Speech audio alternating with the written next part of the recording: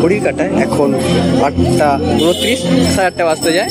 এই মুহূর্তে আমি রয়েছি অর্জুনপুর আমরা সবাই ক্লাব তাদের এবছরের ভাবনা মুখোমুখি।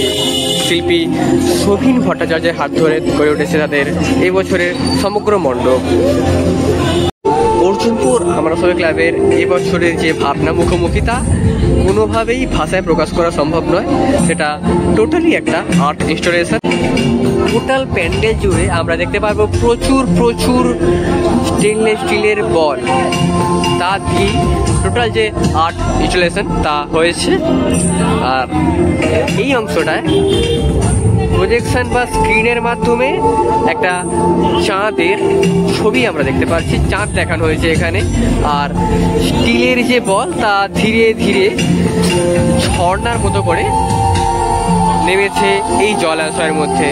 অবশ্য জলও রয়েছে এখানে। আর কিছু এরকম ইনস্টলেশন দেখতে পাচ্ছি স্টেনলেস স্টিলের। এবার মণ্ডপের যে মূল ফেস বা মূল মণ্ডপে প্রবেশ করব। তবে এই যে পার্টগুলোতে প্রচুর কাইনেটিক পার্ট রয়েছে যা অনবরত ঘুরে চলেছে। তবে কিছুক্ষণ আগে এটা ঘুরছিল, আপাতত কিছু কারণের জন্য, টেকনিক্যাল কারণের জন্য বন্ধ রাখা হয়েছে। তবে ওই অংশটায় একটা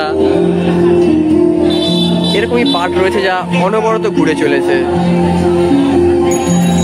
আর এখানে এরকম প্রচুর প্রচুর স্টিল বল দিয়ে তৈরি করা, অর্ধাকৃতি স্টিল বল দিয়ে তৈরি করা এরকম মেটেরিয়াল দেখতে পাচ্ছি যা এখানটা ইনস্টল করা হয়েছে। এবার প্রবেশ করছি মূল মণ্ডপে।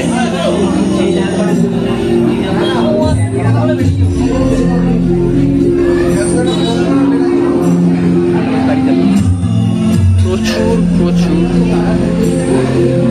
ক্রিস্টাল বল রয়েছে এখানে। যেমন ধরো এখানেও কিছুটা এরকম ভাবে আর্ট ইনস্টল করা হয়েছে। এটা অবশ্য যে প্লাইউড সেটা দিয়ে তৈরি করা হচ্ছে বলগুলো। এই পার্টটা যেমনটা বলছিলাম প্রচুর প্রচুর কাইনেটিক পার্ট রয়েছে মণ্ডপে যা অনবরত সার্কেল করে চলেছে বা ঘুরে চলেছে। তার সাথে সাথেই এইখানটা দেখো, এই অংশটায় বেশ কিছু গ্লসি মেটেরিয়াল রয়েছে যা এই কাইনেটিক পার্টটা দেখালাম তাকে রিফ্লেক্ট করছে। আর যেটা লাগছে দেখতেই অনবদ্য লাগছে। আর এগুলো কিন্তু নড়ে চলেছে, অনবরত মুভমেন্ট হয়ে চলেছে। কিছুটা এরকম লাগছে দেখতে। এটাও একটা প্যান্ডেলেরই পার্ট যা তৈরি করা হয়েছে গাছের গুঁড়ি দিয়ে। আর দেখতে পাচ্ছি তার মধ্যে প্রচুর শেকড় কিন্তু জড়িয়ে রয়েছে। আর নিচের অংশ এরকম ক্রিস্টাল বল বা স্টেনলেস স্টিলের বল তা রয়েছে। এবার প্রবেশ করব মণ্ডপের যে মূল পার্ট সেখানে। তবে তার আগে দেখিয়ে নিই উপর অংশটায় এরকম কিছু ইনস্টলেশন রয়েছে যা অর্ধ গোলাকৃতি স্টেনলেস স্টিলের বল দিয়ে তৈরি করা হয়েছে। কিছুটা এরকম লাগছে দেখতে।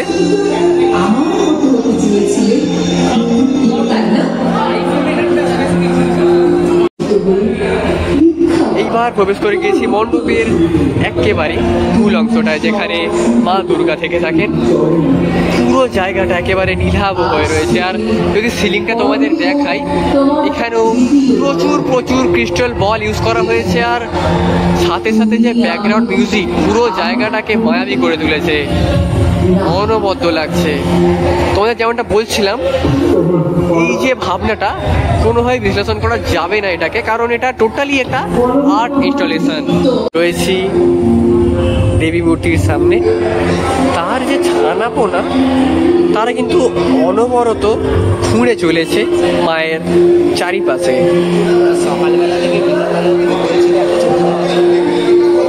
এক অপূর্ব প্রতিমা, অন্যরকম অনবদ্য লাগছে, যা ভাষায় প্রকাশ করাটা বড্ড কঠিন।